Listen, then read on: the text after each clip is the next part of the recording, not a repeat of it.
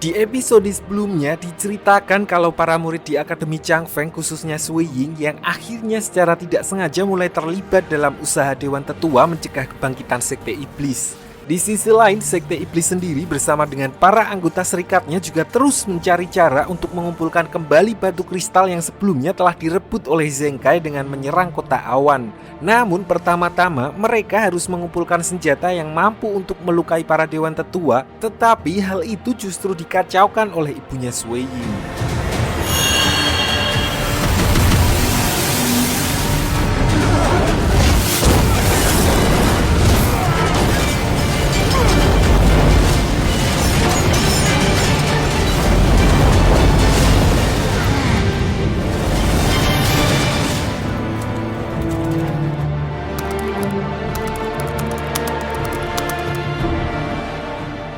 Diperlihatkan di sini, walaupun ibunya Sui Ying telah menghancurkan bengkel tersebut menjadi berkeping-keping, yang mana artinya keselamatan Mo Yang Chen sendiri juga jadi terancam, Mo Yang Chen tetap tidak mampu melukai saudaranya sendiri dan lebih memilih untuk menahan amarahnya. Dia lalu melaporkan kejadian itu kepada pendeta kedua dan hanya bisa pasrah jika memang dirinya harus menerima hukuman. 其实也不是没有别的办法。 Di sini Mo Yang Chen juga sebenarnya tidak kehabisan akal, di mana dia lalu mengusulkan kepada pendeta kedua untuk membeli senjata dewa kepada makelar senjata terbesar di negara Longsan yang tidak lain adalah klan Kong, klan milik ayahnya Yue. Mo Yang Chen yakin kalau klan itu menyimpan beberapa senjata dewa dan pasti akan melepasnya jika penawarannya cocok. Mendengar hal itu, pendeta kedua lalu memberikan lampu hijau dan memerintahkan Mo Yang Chen untuk segera mendatangi klan Kong dan membeli senjata tersebut. Tanpa membuang waktu, Mo Yang Chen langsung bergegas menuju ke kediaman klan Kong dan tepat seperti dugaannya, ketua Kong ternyata memang benar-benar mempunyai 4 pucuk senjata dewa yang disimpannya selama ini. Lalu setelah nego-nego tipis, Mo Yang Chen akhirnya berhasil meyakinkan ketua Kong untuk menjual semua senjata itu kepadanya, walaupun dengan harga yang sangat tidak masuk akal. 20万两黄金，可是一件20万两。 Singkat cerita, setelah mendapatkan senjata dewa yang mereka butuhkan, pendeta kedua pun langsung memimpin penyerangan ke wilayah Sekte Kota Awan, yang sialnya saat itu hanya Chun-Li, adik dari Xiaoxi seorang diri yang standby, karena Xiaoxi sedang pergi bersama dengan Zheng Kai. Dan berkat kekuatan dari senjata dewa, pendeta kedua akhirnya dapat dengan mudah memporak-porandakan Sekte Kota Awan dan menyandra Chun-Li, karena ternyata pintu tempat penyimpanan batu kristal di sana hanya bisa dibuka dengan teknik gabungan dari kakak beradik itu.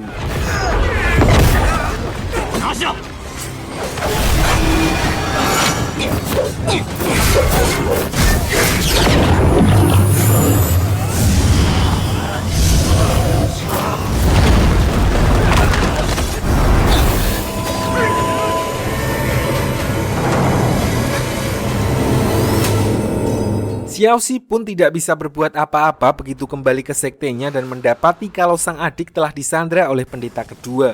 Ditambah ancaman bom yang dikatakan sudah ditanam di setiap sudut wilayah Sekte Kota Awan, dan dengan terpaksa Xiaoxi akhirnya menuruti permintaan pendeta kedua untuk membuka pintu penyimpanan batu kristal di tempat tersebut.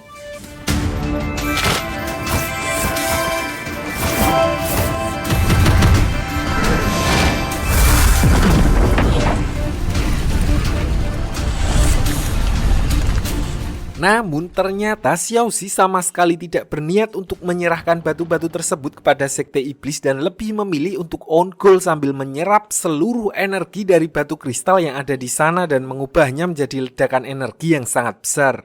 Sebelum melakukan hal itu, dia juga sempat membuka portal dimensi dan mengirim Chun-Li keluar agar dia bisa selamat dan menggantikannya menjadi pemimpin dari Sekte Kota Awan.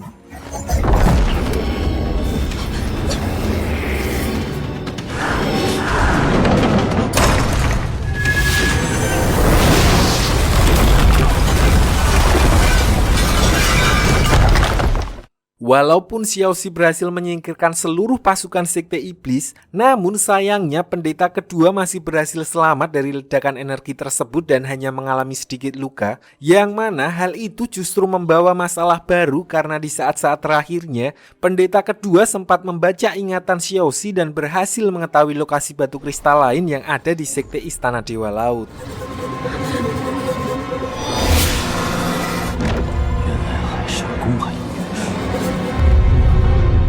Singkat cerita, Zheng Kai dengan para dewan tetua lalu mengadakan acara pemakaman untuk Xiaoxi menurut adat dan kepercayaan setempat. Namun di saat bersamaan, Sekte Iblis juga memanfaatkan situasi dengan melancarkan serangan ke wilayah Sekte Dewa Laut saat mereka sedang lengah.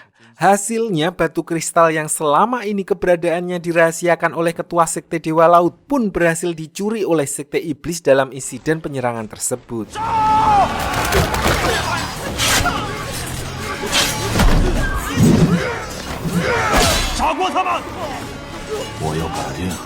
Menyadari kalau wilayah Sekte Dewa Laut sedang diserang, Zheng Kai yang kini telah dipenuhi dengan dendam seketika langsung teleportasi bersama dengan semua dewan tetua dan para murid Akademi Changfeng untuk melindungi wilayah itu.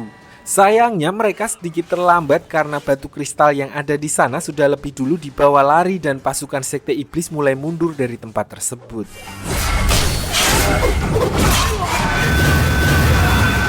Di sini, Sui Ying yang melihat keberadaan jubah hitam langsung bergegas mengejarnya bersama dengan Yujin sampai ke daerah pinggir jurang angin hitam, di mana mereka berdua lalu mati-matian bertarung melawannya yang saat itu telah kembali berubah ke mode iblis.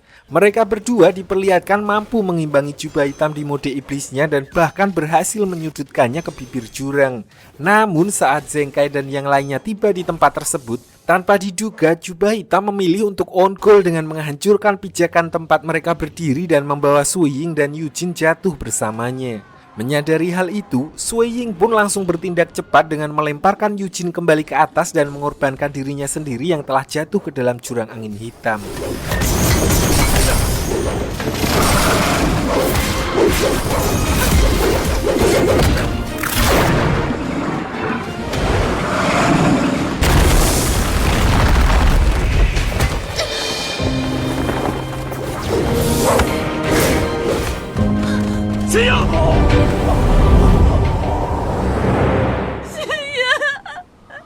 Karena tidak ada yang bisa dilakukan lagi saat itu, Dewan Tetua dan yang lainnya pun memutuskan untuk kembali ke Sekte Istana Dewa Laut, di mana mereka lalu secara tidak sengaja menemukan serpian senjata dewa di antara para korban yang berjatuhan. Berdasarkan penemuan itu, mereka lalu menyusun rencana penyelidikan untuk mengusut asal-muasal Sekte Iblis bisa mendapatkan senjata dewa dan juga mengerahkan pasukan untuk menjaga sumur iblis. Karena setelah mendapatkan batu kristal milik Sekte Istana Dewa Laut, artinya Sekte Iblis pasti akan kembali menyerang sumur iblis untuk membuka portal pembatas antara dua dunia.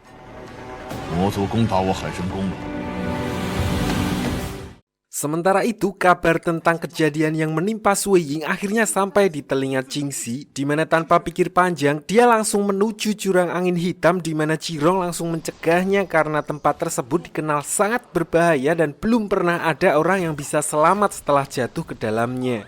Oleh karena itu pula, Sui Ying dianggap telah mati syahid dan mereka pun memutuskan untuk kembali ke wilayah Elang Salju untuk menggelar upacara pelepasan untuknya. Di sisi lain, Yujin, Shiho, dan adiknya diperlihatkan telah memulai investigasi mereka untuk mencari petunjuk tentang supplier senjata dewa kepada Sekte Iblis. Namun setelah keliling di semua toko senjata yang ada di sana, tidak ada satupun dari mereka yang mengaku pernah memiliki senjata tersebut. Bahkan klan Kong sekalipun, di mana hal itu justru membuat mereka lebih waspada. Sampai akhirnya mereka masuk ke sebuah kedai di mana di dalamnya sedang ada orang yang bercerita tentang kehebatan Sui Ying.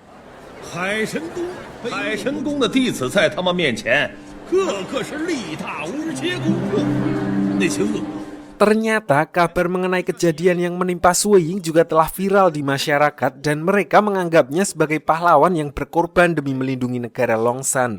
Hal itu pun semakin membuat Shiho cemburu dan berpikir kalau dia tidak akan pernah mampu untuk melampaui Sui Ying yang statusnya telah menjadi pahlawan di hati masyarakat.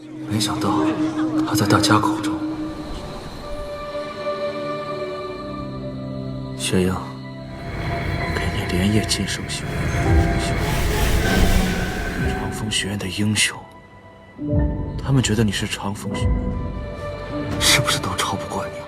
Walaupun semua orang menganggap Sui Ying telah husnul khotimah, namun tidak bagi Yujin yang mana dia meyakini kalau Sui Ying masih hidup dan selamat dari jurang angin hitam.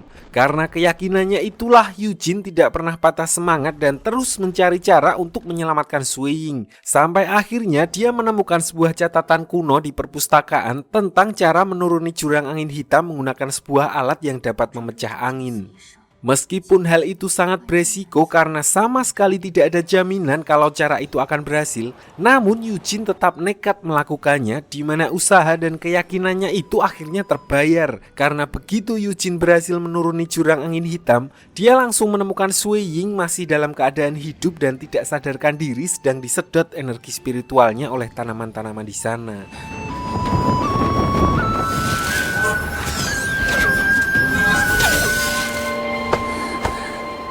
Di sisi lain di Serikat Iblis, diperlihatkan pendeta kedua yang pergi menemui Dewa Iblis yang sementara ini bersemayam di tubuh Imam Agung untuk melaporkan kejadian di Sekte Istana Dewa Laut, di mana mereka akhirnya berhasil mencuri batu kristal langka dari sana.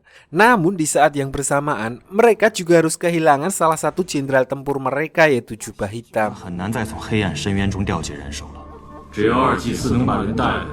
Pendeta kedua juga memberitahukan kalau penyerangan Istana Dewa Laut juga telah menelan banyak korban dari pihak mereka. Oleh karena itu, dia menyarankan untuk menunda terlebih dahulu penyerangan ke sumur iblis karena pastinya pihak dari Dewan Tetua telah lebih siaga di sana dan mengumpulkan lebih banyak orang lagi untuk dijadikan prajurit iblis. Sebelum nantinya mereka akan siap untuk membuka portal dimensi dan mengambil tubuh Dewa Iblis. Mendengar hal itu, Dewa Iblis pun memerintahkan pendeta kedua untuk mulai bekerja sama dengan Imam Agung dan menculik beberapa orang agar bisa mereka jadikan sebagai manusia iblis. Tidak hanya itu, Dewa Iblis juga meminta pendeta kedua untuk mengontak pendeta ketiga yang selama ini telah menyusup di wilayah negara Longsan dan memerintahkannya agar segera melakukan pergerakan.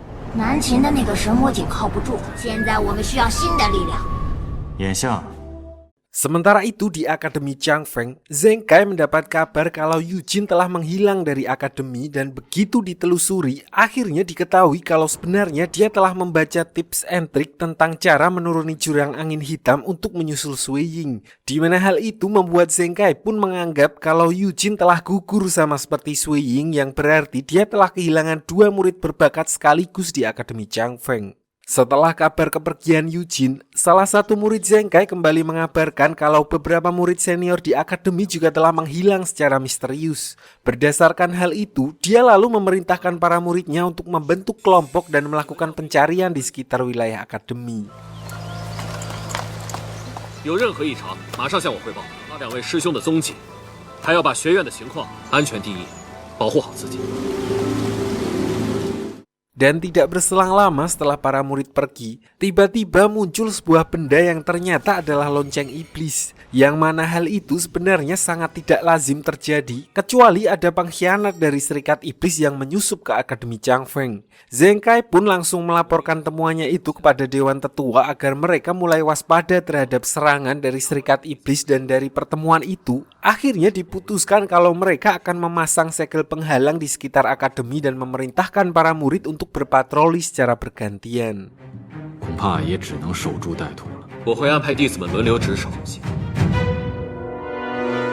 Singkat cerita, hal yang dikhawatirkan mereka akhirnya terjadi di mana si Burong tiba-tiba diculik oleh sosok hitam yang muncul di hadapannya saat dirinya sedang kebagian jatah untuk patroli.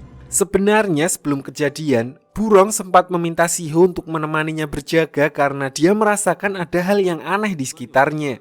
Namun Siho menolak permintaan tersebut karena mengira kalau itu hanya akal-akalan adiknya yang malas untuk berjaga. Sampai akhirnya Burong benar-benar menghilang dan tidak kembali dari patrolinya. Mendengar hal itu, Zheng Kai pun langsung mengeluarkan status siaga 1 dan meminta para murid untuk tetap di wilayah akademi sambil memperkuat segel penghalang. Namun karena dimakan oleh perasaan bersalah, Shiho nekat menerobos penghalang secara diam-diam untuk mencari adiknya, yang mana perbuatannya itu justru malah membahayakan akademi Changfeng dan akhirnya membuatnya dihukum oleh Zheng Kai untuk terus berlatih sampai dia menyadari kesalahannya sendiri. 那就罚你一直练，练到你想明白为止。学员规定，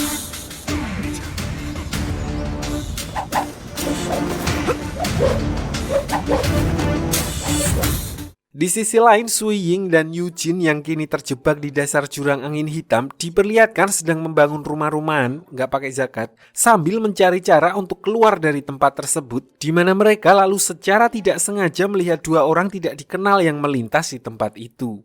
Karena curiga dengan gerak-gerik orang tersebut, mereka lalu mengikutinya sampai ke sebuah tebing yang ternyata adalah pintu rahasia menuju sekte Istana Dewa Angin Hitam. Sebuah sekte tertutup yang keberadaannya jarang diketahui oleh orang. Mereka berdua pun memutuskan untuk masuk ke dalam dan akhirnya bertemu dengan ketua sekte Angin Hitam yang tanpa basa-basi langsung menyerang Sui Ying.